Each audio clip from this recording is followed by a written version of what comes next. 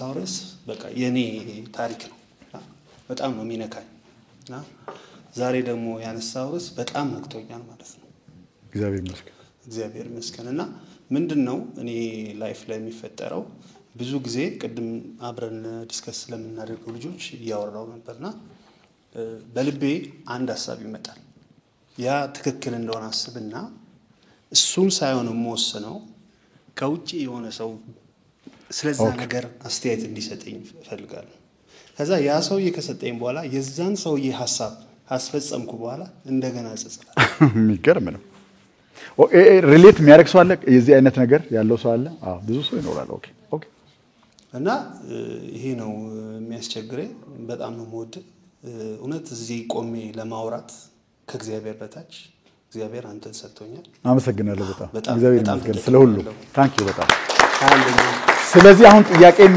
ምንድነው ማለት ነው ምንድነው ማድረግ ያለብኝ ነው ወይስ ምንድነው ማድረግ ያለብኝ ማለት ብዙ የጸጸት ላይፍ እንዳይኖረኝ በመወሰነው ዲሲሽን ለምን ይሄን አደረኩ ያልኩ ራሴን መኮንንበት ብዙ ነገር ስላለ ይሄን ነገር እንዴት ነው ማስቆም የሚችለው ኦኬ ታንክ ዩ አመሰግናለሁ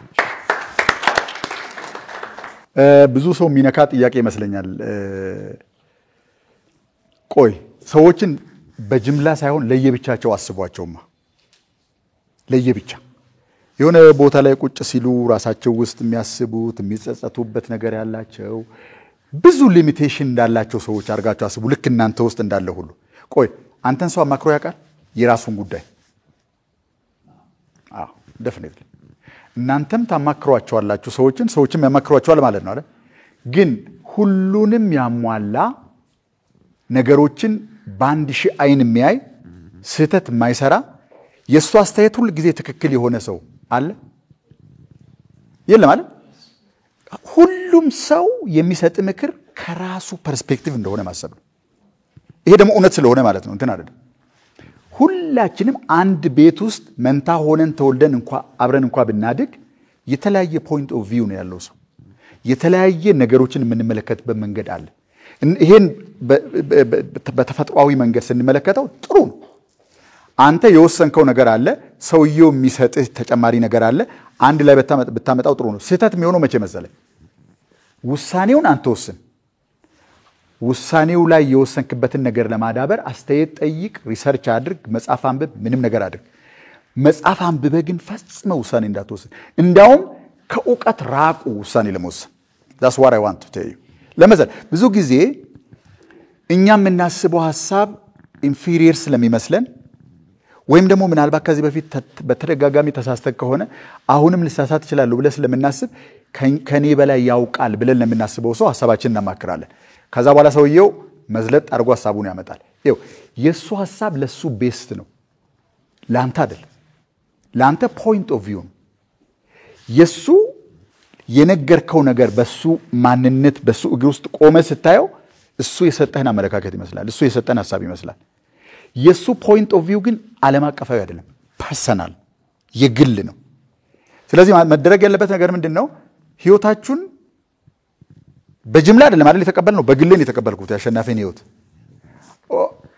ሁለተኛውን ችግር ላሳየ እዚህ ጋር የሌላን ሰው ሐሳብ ተቀበልንና ወሰን ከዛ በኋላ ውሳኔውን ተገበር የተተገበረው ነገር ውጤት አመጣ ውጤቱ ከመጣ በኋላ ኃላፊነት አንወስድም ምክንያቱም ውሳኔውን የወሰነው ማን ነው ኦልሞስት ሐሳቡን የተቀበልነው ሰው ይሄ ሁለት ነገር ነው የሚያደርገው ማለት ነው ግንኙነት ያበላሻል ኃላፊነት ወስደን በራሳችን ህይወት እንዳንኖር ሰልፍ ኮንፊደንስ እንዳይኖረን ያደርጋል ፎርኤቨር ስለዚህ መደረግ ያለበት ምንድነው ከቻልክ እንደዚህ አይነት ልምምዶች ካሉ ቁጭ በልና ልብህን እስኪያዳምጥ አሁንኛ ወረቀት ላይ የተጻፈ ወይም የሚያስበው አእምሮአችን አመላልሶ አውጥቶ አውርዶ ካልወሰን በስተቀር አንቀበልም እንጂ አንዳንድ ጊዜ ኢንቱዊሽን የሚባል ነገር አለ ምክንያቱን አናቀውም ግን ትክክለኛው መንገድ ይሄ እንደሆነ ይሰማናል why don't you just follow that በነገራችን ላይ እግዚአብሔር በልብ በኩል ነው የሚናገር በጆሮ በኩል አይደለም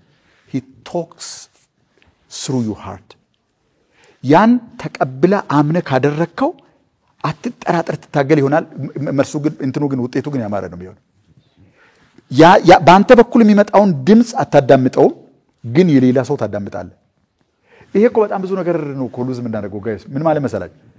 የእግዚአብሔርን ድምፅ አልፈልግም ብሎ የሰውን ድምፅ እንደማዳመጥ ማለት እኮ ነው። በስጋ ለባሽ የሚታመን የተረገመ ይሁን ይላል መጽሐፍ። አሜዚንግሊ ማለት። ስለዚህ እውነት ፈጣሪ በእኔ ውስጥ ይሰራል፣ በእኔ ውስጥ ይናገራል፣ ለእኔ ሀሳብ ይሰጠኛል ብለህ የምታምን ከሆነ ለብቻ ሁንና የከዚህ በፊቱን ባያሶችን መሙሉ ተውና ስለዚህ ጉዳይ ምን ትላለህ ጋድ በለው። ልክ እንደ ሰው ማለት ነው። በነገራችን ላይ ኢት ወርክስ ጎ ቼክ ኢት። ስለዚህ ምንድነው የምለው ማለት ነው ለብቻ ይቀመጥና ካልኩ በኋላ ግን ለመስማት እንደተዘጋጀ ሰው አዳምጣለሁ።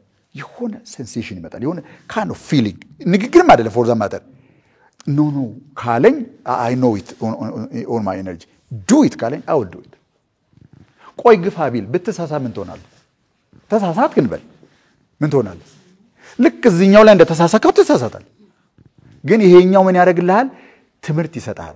ኃላፊነት ወስደን የወሰንከው አንተ ነህ የወሰንከው፣ ውጤቱንም አንተ ነህ የተቀበልከው። ስለዚህ ሁሉ ነገር ያንተ ነው ማለት ነው። በሚቀጥለው ምን አይነት እንዴት አይነት ነገር ማመን እንዴት አይነት ነገር አለማመን እንደሚገባ ህይወት ራሱ ትምህርት ይሰጣል። የባለፈውን አይነት ስህተት አትሰራም በሚቀጥለው ውሳኔ ላይ። ስለዚህ ባጭሩ ስናስቀምጠው ሐሳብ ሰብስቡ ከሰዎች ይሄን ነገር እንዴት ባደርገው ይሻላል እንዲህ እስኪ ሐሳብህን ንገረኝ በሉና ጠይቁ። ያ ሁሉ ተደምሮ ግን ውሳኔውን እንዴት ላርገው ነው እንጂ እንዴት ልወስነው አይደለም። ወስኛለሁ ውሳኔውን ግን እንዴት አድርጌ ላርግ ከመወሰኔ በፊት ሰው አታማክር እንደማለት ነው በሌላ አነጋገር። የኤክስፐርት ሙያዊ ጥያቄ ከሆነ እሱ ሌላ ጉዳይ ነው። ለምሳሌ ብድር ልውሰድ ልተው ከሆነ ፋይናንሻል አድቫይዘር ብትጠይቅ ጥሩ ነው፣ እሱ ሌላ ጉዳይ ነው። ጓደኛ ከሆነ ግን በጎ ልቡን ነው የሚነግርህ፣ ግን ኢትስ አ ፖይንት ኦፍ ቪው እሱ ነው ማወቅ የሚያስፈልገው። ቀንቶብህ አይደለም ወይም ስህተት አይደለም የነገረ የምሩን የነገረ፣ ግን እሱ ቢያደርገው ኖሮ ነው ያን ነገር ትክክል የሚሆነው። አንተ ስታደርገው ትክክል አይሆንም። this your own way ማለት ነው በሌላ አነጋገር። ይሄ ማለት አሮጋንስ አይደለም፣ ትዕቢት አይደለም፣ ምናምን አይደለም። የውስጣችሁን ኢንቲዩቲቭ ማመን ስትጀምሩ ድምጹን የበለጠ አጉልታችሁ መስማት ትጀምራላችሁ።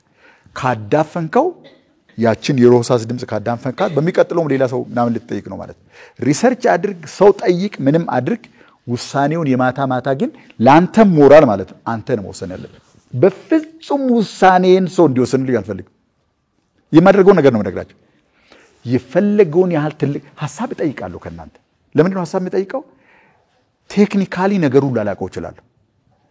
ስሜቱ እኔ ውስጥ መጀመሪያ ጸንቶ ከወሰንኩ በኋላ ነው ግን ሐሳቡን ማሰባሰበው ለምንድን ነው? እንዴት ላድርገው ነው፣ እንዴት በምን አይነት መንገድ ላድርገው ነው እንጂ ላድርገው ልተው። ኧረ በስመ አብ አድርገው ከሆነ ከኔ ውስጥ I will do it። የፈለገ 1 ሚሊዮን ማስረጃ ከውጭ ቢመጣ በውስጥ በኩል ካልተሰማኝ አላድርገው። ይሄ ጎርቶኝ ጠቅሞኝ ሊሆን ይችላል። እንግዲህ ይሄ ለኔ ትተውታላችሁ ማለት ነው። እናንተንም እንግዲህ እንደዛ ነው ብታደርጉ ጥሩ ነው ብዬ ማስብ። ተውጦላችኋል? ተውጦላል? ኦኬ። የብዙዎችን ህይወት እየለወጠ የሚገኘው ኢምፓክት ሴሚናርስ ትራንስፎርም ዩር ላይፍ ህይወትህን ለውጥ በሚል ርዕስ የሚያቀርበውን የ6 ሳምንት ተከታታይ ሴሚናር ሊጀምር ምዝገባ እያከናወነ ይገኛል። እርሶ ተመዝግበዋል? ካልተመዘገቡ አሁኑ ይመዝገቡ። ኢምፓክት ሴሚናርስ